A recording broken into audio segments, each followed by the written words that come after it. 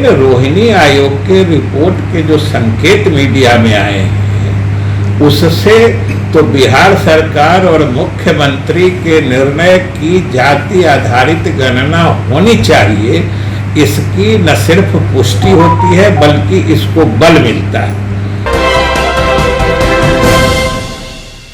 नमस्कार, देख रहे हैं आप सिटी पोस्ट लाइव और मैं हूं आपके साथ पूजा शर्मा। रोहिणी आयोग रिपोर्ट को लेकर वित्त मंत्री विजय चौधरी का बड़ा बयान सामने आया है। साफ तौर पर ये कहते हुए नजर आ रहे हैं कि रोहिणी आयोग रिपोर्ट की जो जानकारी सामने आई है उससे साफ है कि जातीय गणना होनी चाहिए। इसी के साथ साथ केंद्र सरकार पर भी निशाना साधते हुए नजर आ रहे हैं वित्त मंत्री विजय कुमार चौधरी।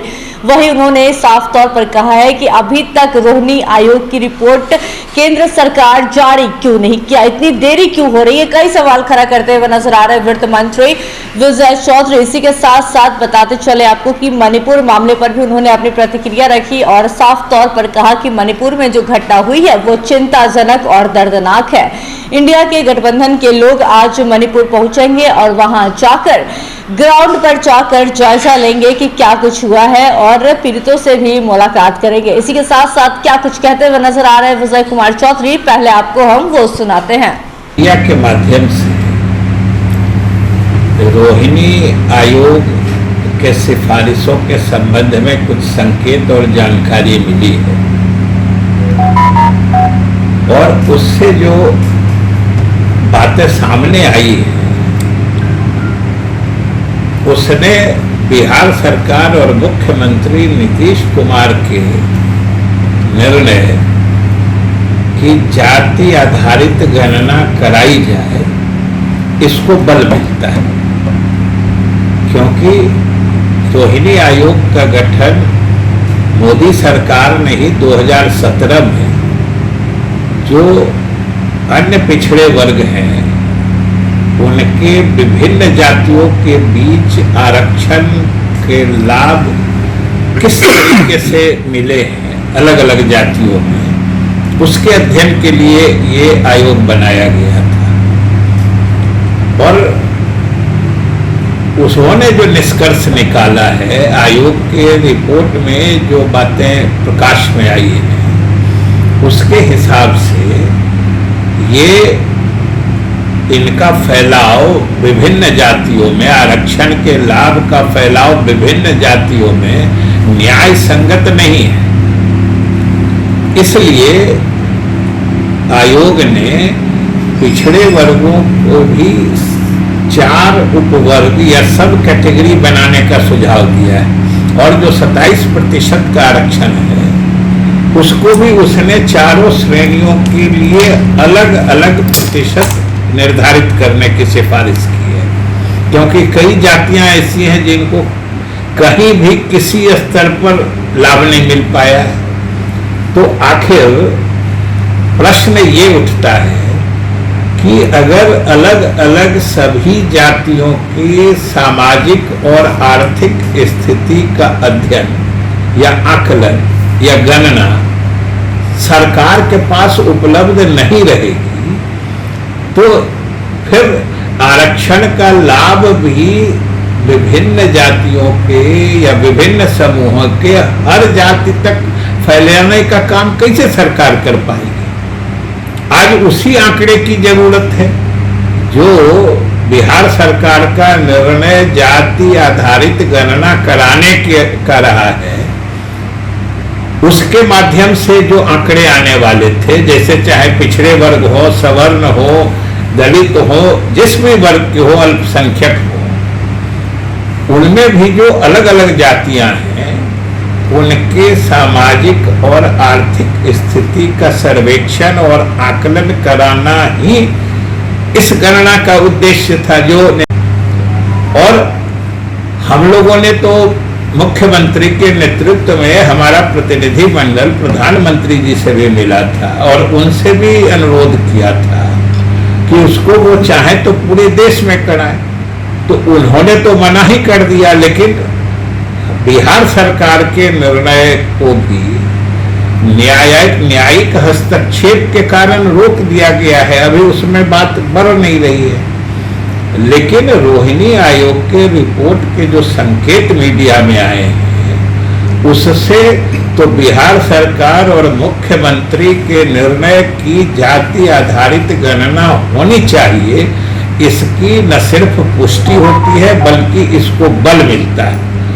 और अब केंद्र सरकार को चाहिए कि शीघ्र से शीघ्र रोहिणी आयोग की सिफारिशों को सार्वजनिक करे और उसको सही ढंग से क्रियान्वित करने के लिए जाति आधारित गणना, जो बिहार सरकार का निर्णय है या केंद्र सरकार करे तो जाति आधारित जनगणना ही पूरे देश में कराए। इसकी केंद्र सरकार को पहल करनी चाहिए, जिससे कि विभिन्न जातियों के वैसे वर्ग या वैसी जातियां जो आरक्षण रहते हुए भी आरक्षण का लाभ नहीं ले पाती हैं, उन तक आरक्षण का लाभ पहुंचे।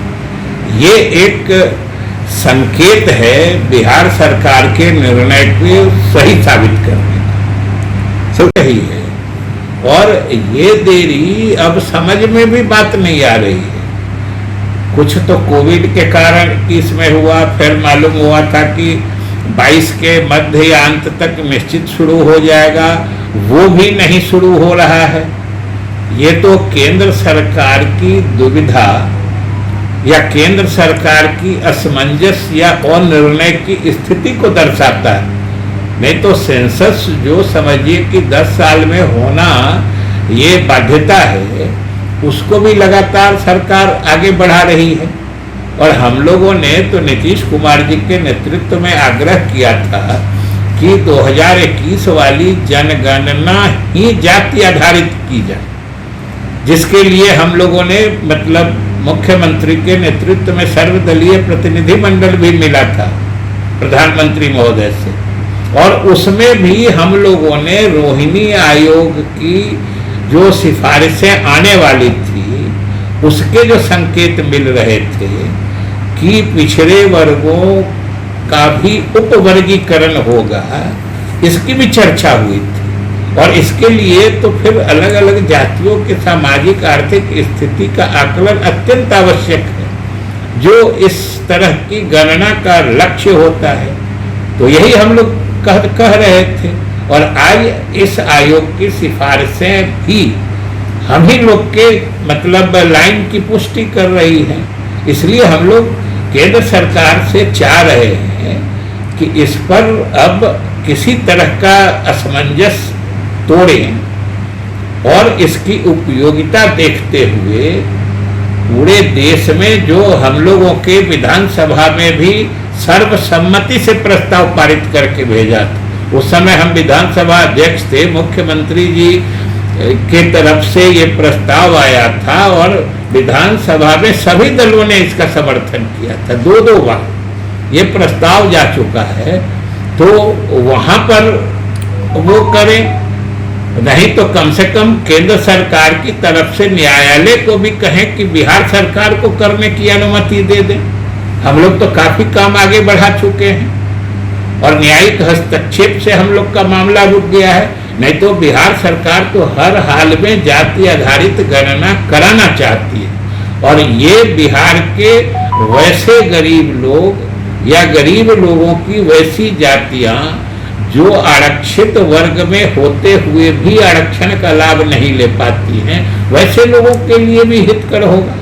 तो सेंसस को लेकर के चिट्ठी वगैरह लिखिएगा सर आप लोग, चूंकि अब वो तो हम लोग तो अपने तरह जब सुन रहे थे वित्त मंत्री विजय कुमार चौधरी को क्या कुछ कहते हुए नजर आ रहे थे, सुना आपने। इसी के साथ साथ उन्होंने कहा कि मणिपुर में आज इंडिया के गठबंधन के लोग पहुंचे हैं, वहां जाकर वहां के लोगों से भी मुलाकात करेंगे। इसी के साथ साथ जब उनसे ये पूछा गया कि जेपी नड्डा और उनकी टीम भी वहां पहुंची, तो उन्होंने साफ तौर पर कह दिया कि इस मामले पर हम अपना कोई भी प्रतिक्रिया नहीं रखेंगे। इसी के साथ साथ उन्होंने यह भी कह डाला कि बिहार कभी भी बीजेपी की प्राथमिकता रही ही नहीं है। इसी के साथ साथ कटिहार मामले पर भी उन्होंने अपनी प्रतिक्रिया रखी और साफ तौर पर कहा कि ये जांच का विषय है, जांच होने के बाद दोषियों को सजा दी जाएगी। आगे और क्या कुछ कहते हुए नजर आ रहे थे वित्त मंत्री विजय कुमार चौधरी, सुना आपने। तो फिलहाल इस खबर में बस इतना ही। तमाम छोटी बड़ी जानकारी के लिए बने रहे सिटी पोस्ट लाइव के साथ। इस वीडियो को लाइक करें, शेयर करें और चैनल को सब्सक्राइब करना ना भूलें। धन्यवाद।